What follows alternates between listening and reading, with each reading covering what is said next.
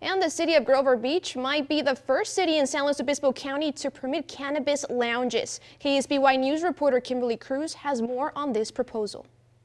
The city of Grover Beach is exploring the idea of establishing cannabis lounges. But what exactly would a lounge look like? With tables and perhaps a bar where people could sit and socialize and use cannabis like you'd sip a martini or a beer at a bar. The 4 retailers in the city, including Urban Leaf, have expressed interest in adding a cannabis lounge to their existing location. But is it just like a bar, or is it more like a wine tasting? Or are there elements of like a health and wellness seminar where you could learn about applications for pain or inflammation or anxiety or sleep?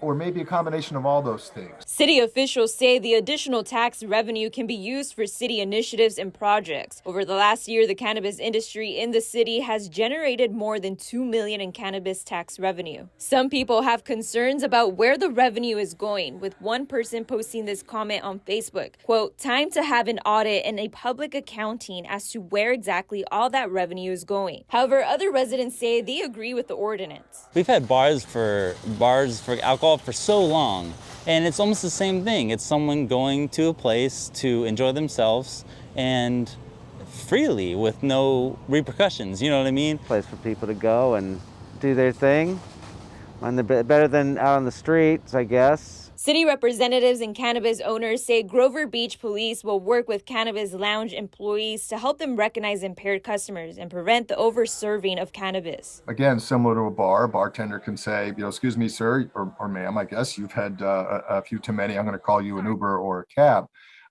So those are going to be policies and approaches that we're going to work on internally to have our own Urban Leaf approach, and then vet those with